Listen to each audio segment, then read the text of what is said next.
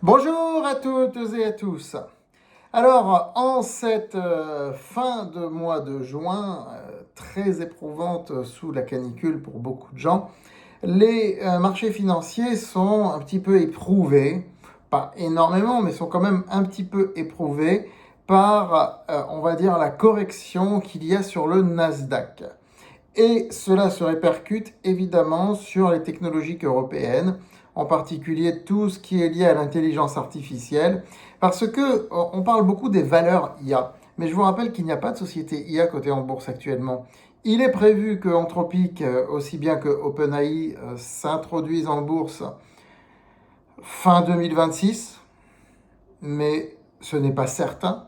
Nul ne sait s'il ne va pas y avoir un problème économique, financier, géopolitique ou autre qui empêcherait ce genre d'introduction.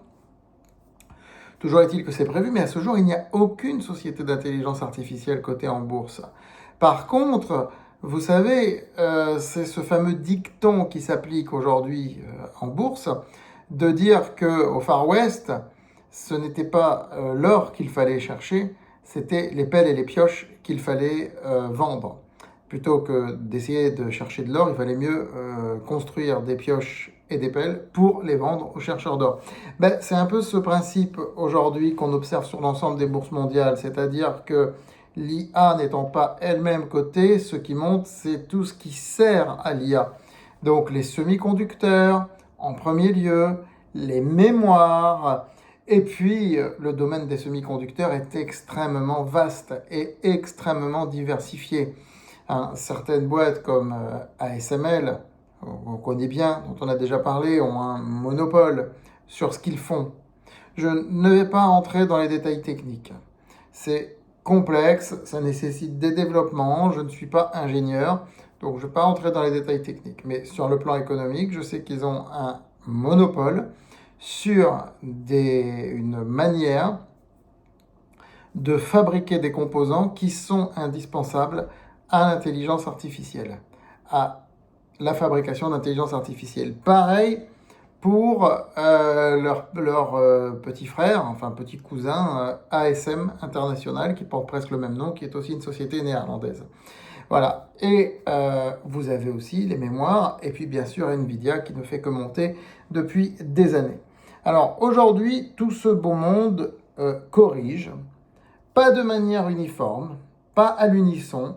Et dans cette vidéo, bah écoutez, on va un petit peu faire le point là-dessus et on va essayer de comprendre pourquoi ça corrige, jusqu'où ça peut corriger, et ma foi, s'il y a des lieux de mettre en place des stratégies, sans bien sûr citer de valeur, ce n'est pas le but de la chaîne ici, c'est le but pour celles et ceux qui sont inscrits sur francebourse.com pour recevoir nos recommandations. D'ailleurs, je vous invite à vous y inscrire, francebourse.com pour recevoir nos recommandations. Je vous invite aussi à liker, partager cette vidéo et n'oubliez pas évidemment de vous abonner à cette chaîne YouTube.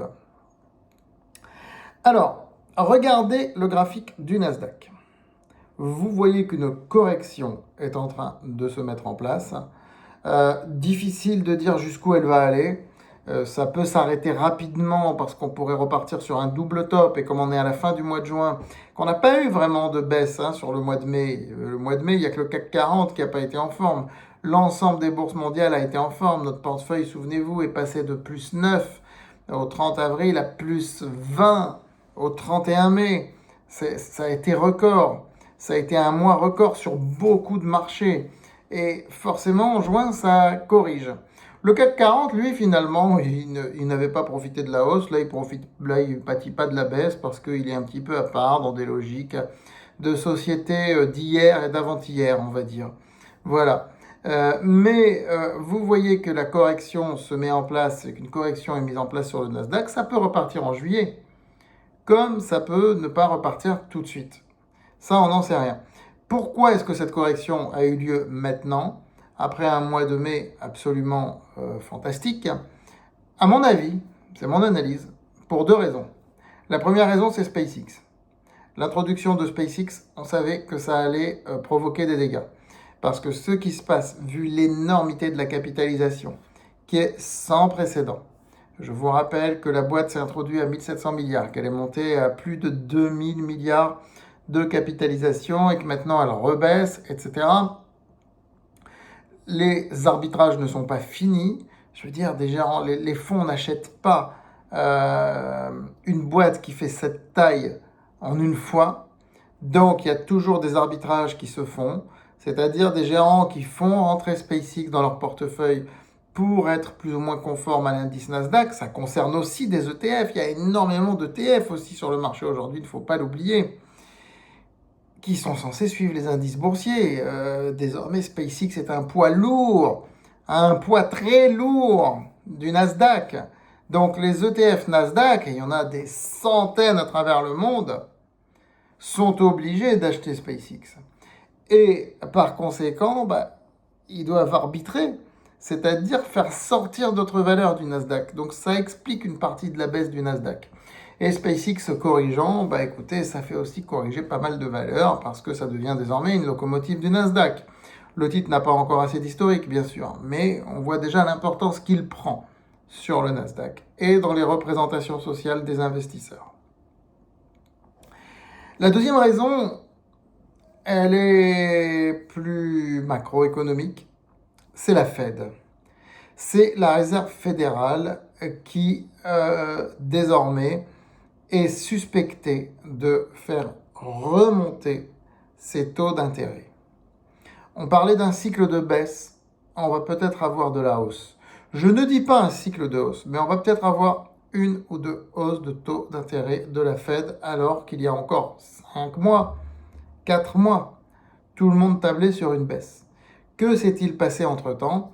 Eh bien, le pétrole est resté longtemps à plus de 100 dollars, c'est ce que je vous dis, les marchés ont parfois la mémoire courte, ils vendent des pétrolières, mais les pétrolières sont restées à plus de 100 dollars, elles vont faire des bénéfices énormes, mais en contrepartie, je vous l'ai dit, il risquait d'y avoir de l'inflation si ça durait. Ça a duré, ça dure encore, c'est pas fini, le pétrole reste à un niveau élevé.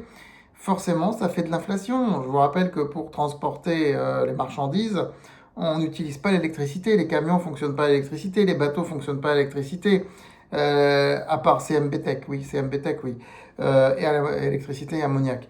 Je veux dire, les bateaux, les avions, les voitures, les camions, enfin, tout ce beau monde ne fonctionne pas à l'électrique, tout ce beau monde fonctionne encore au pétrole, ce qui veut dire que le coût de transport des marchandises, et y compris des produits alimentaires, augmente.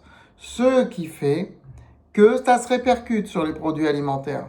Et on le voit aujourd'hui, les produits alimentaires, par rapport au mois de mars, ils ont augmenté. Alors ça n'a pas augmenté autant que pendant la guerre en Ukraine, mais ça a quand même augmenté.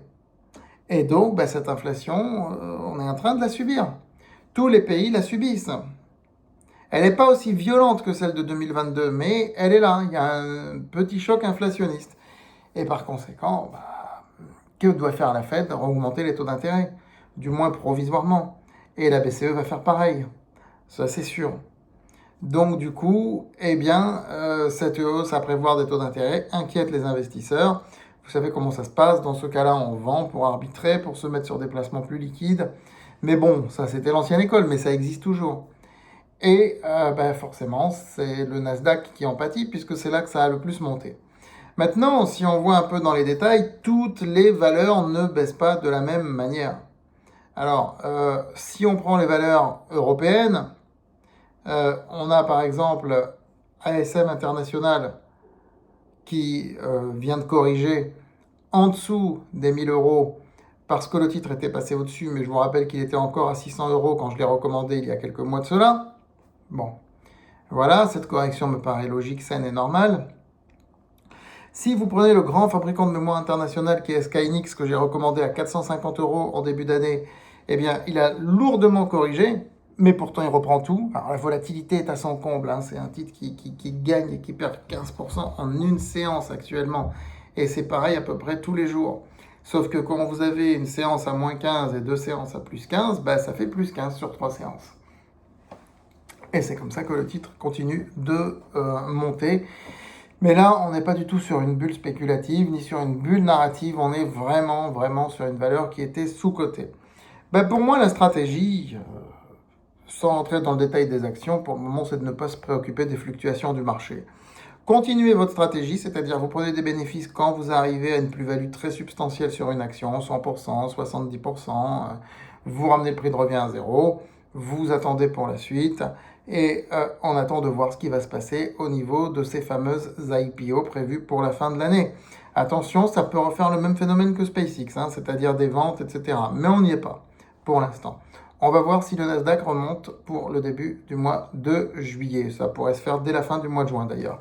Voilà, à très vite sur France Bourse TV.